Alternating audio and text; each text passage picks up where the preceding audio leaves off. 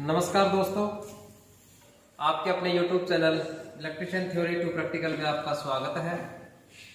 तो आज का जो प्रैक्टिकल है, जो सिंक्रोनस मोटर का जो प्रैक्टिकल हम करने जा रहे हैं, इस मोटर के बारे में हम सबसे पहले प्रैक्टिकल करने से पहले हम इसकी चीज के बारे में चर्चा करेंगे कि ये सिंक्रोनस मोटर होती क्या है, कि सिंक्रोनस मोटर किसे कहते हैं, ठीक है, और इसके अंदर कौन कौन सी वाइंडिंग होती है और किस तरह से काम करता है।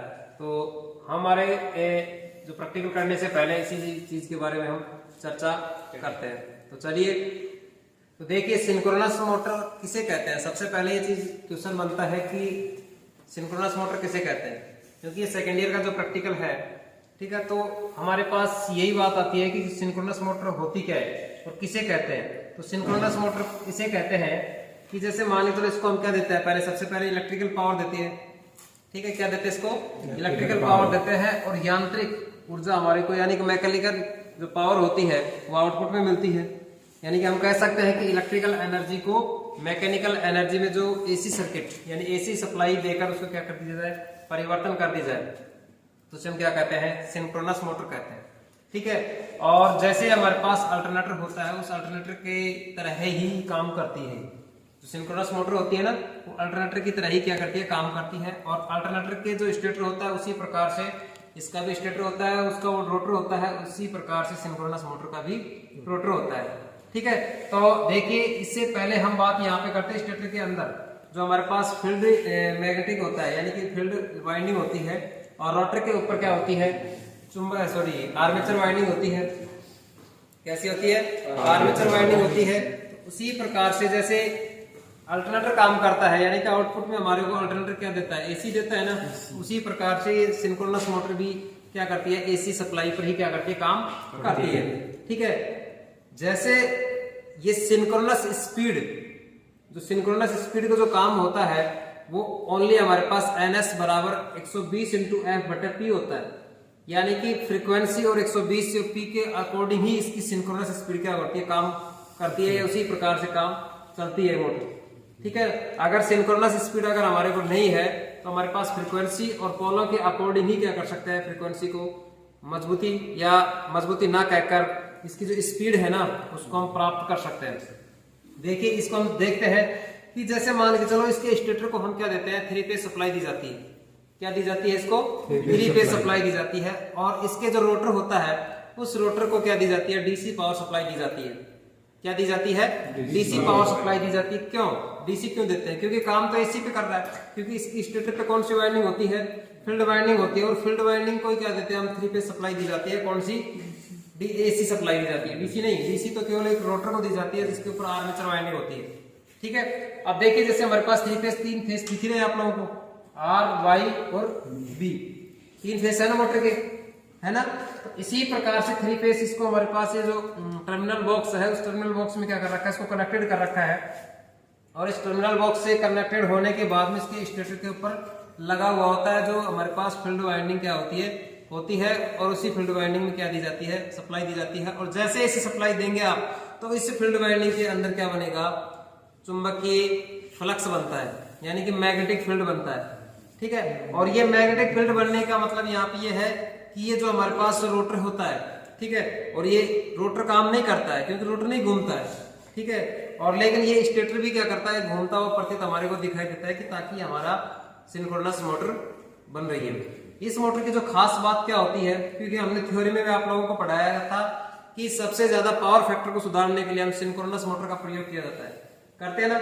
दूसरी बात क्या होती है, दूसरी हम किससे सुधार सकते हैं पावर फैक्टर को, जो स्टैटिक जो कैपेसिटर होता है उससे भी पावर फैक्टर को सुधारा जा सकता है। तो सबसे ज्यादा मेन भूमिका हमारे पास इस पावर फैक्टर को सुधारने के लिए इस मोटर का प्रयोग किया जाता है। कौन सी मोटर का, सिंक्रोनस मोटर का।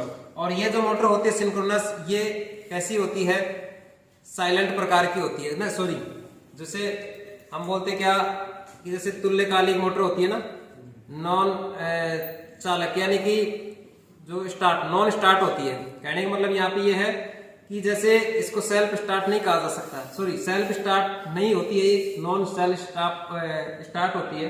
क्यों, क्योंकि इसी वजह से कि जैसे हमारे पास इसके अंदर तो पोल्स होते हैं, ठीक है। एन और एस पोल होते हैं ना, और एन और पोल और एस पोल जो हमारे पास रोटर होता है, उस रोटर के अकॉर्डिंग ही क्या करते हैं, एक दूसरे के प्रतिकर्षण यानी कि आकर्षण और प्रतिकर्षण दोनों की तरह काम करते हैं, ठीक है ना।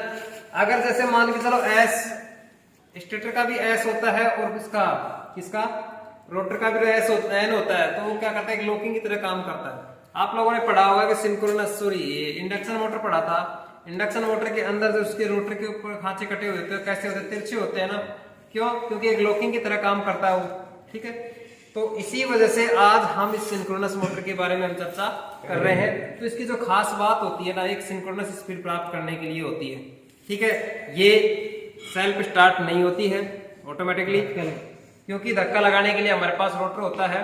रोटर को 3 फेज सप्लाई दी जाती है और उस 3 फेज सप्लाई से ही क्या बनता है, फील्ड, मैग्नेटिक फील्ड तैयार होता है, और उस मैग्नेटिक फील्ड के कारण से ही क्या होता है, रोटर घूमना प्रारंभ होता है, ठीक है। जैसे अगर दोनों की तरह समान ध्रुव होंगे, ठीक है, असमान ध्रुव होंगे, तभी क्या होगा, वहां से रोटर धकेलना शुरू करेगा, ठीक है। इसी वजह से इसको हम क्या नहीं कह सकते हैं, सेल्फ स्टार्ट मोटर नहीं कहा जा सकता है, ठीक है। और इसको सेल्फ स्टार्ट बनाने के लिए क्या करते हैं हम, जो डीसी पावर सप्लाई दी जाती है, कौन से रोटर को दी जाती है, ठीक है। इस रोटर को क्या दी जाती है, डीसी पावर सप्लाई दी जाती है, और डीसी पावर सप्लाई से हम क्या करते हैं, उसको एक्साइटेड बोला जाता है, उसको उत्तेजित बोला जाता है, यानी रोटर को क्या करता है, उत्तेजित करता है, और उसको उत्तेजित करेगा तो मोटर क्या करने लग जाता है, कार्य करना प्रारंभ कर देता है। लेकिन इसकी बात यहीं पे आती है कि जैसे मान लिया कि जैसे मोटर घूम रही है, और घूमते समय अगर मान लीजिए चलो किसके ऊपर लोड की कंडीशन अगर बने, तो स्टार्टिंग में इसका कोई फ्लक्स का जो मान होता है ना, वो शून्य होता है, और इसका जो स्टार्टिंग टॉर्क होता है वो भी शून्य होता है, किसका, सिंक्रोनस मोटर का, ठीक है। क्वेश्चन बन सकता है कि सिंक्रोनस मोटर का स्टार्टिंग टॉर्क कैसा होता है, शून्य होता है, ठीक है। अगर स्टार्टिंग टॉर्क शून्य है तो फ्लक्स का मान भी क्या रहेगा, उस कंडीशन में शून्य रहेगा, क्योंकि मोटर स्टार्टिंग टॉर्क शून्य हो रहा है, तो वहां पे फ्लक्स बनने का कोई कारण ही काम ही नहीं है। इस वजह से क्या होगा, इसका स्टार्टिंग टॉर्क शून्य होने के कारण से इसका फ्लक्स का मान क्या होता है, शून्य होता है, ठीक है। अब देखिए यहाँ पे हमारे पास ये इसका स्टेटर है, ये बॉडी है, योग जिसको हम बोला जाता है, ठीक है। और इसके अंदर जो रोटर है, वो रोटर क्या है कि हमारे पास जिसके आर्मेचर वाइंडिंग है, ये बॉडी है, योग है जो कास्ट आयरन की बनी हुई होती है, ठीक है। इसके अंदर जो खांचे कटे हुए थे सिलिकॉन स्टील के, ठीक है, कास्ट सिलिकॉन स्टील के बने हुए होते हैं, जिसके ऊपर क्या होते हैं, मैग्नेटिक फील्ड का निर्माण करती है, ठीक है। और इसके अंदर जो क्या हमारे पास इस साइड में जो बना हुआ है, जो हमारे पास स्लिप रिंग लगी होती है। देखिए यहाँ से एक क्वेश्चन और बनता है कि जैसे हमारे पास जैसे रोटर को क्या दी जाती है, डीसी पावर सप्लाई दी जाती है ना, तो यहाँ पे डीसी हमारे पास 2 तार होते हैं ना, तो वहाँ पे स्लिप रिंगों की संख्या भी कितनी रहेगी, 2 ही रहेगी। अगर 3 फेज सप्लाई देते हैं तो हमारे पास क्या होगा, स्लिप रिंगों की संख्या 3 रहेगी ना। तो इसी प्रकार से अल्टरनेटर में हमारे पास जैसे 3 फेज के अंदर कितने स्लिप रिंग, 4 स्लिप रिंगों की आवश्यकता होती है।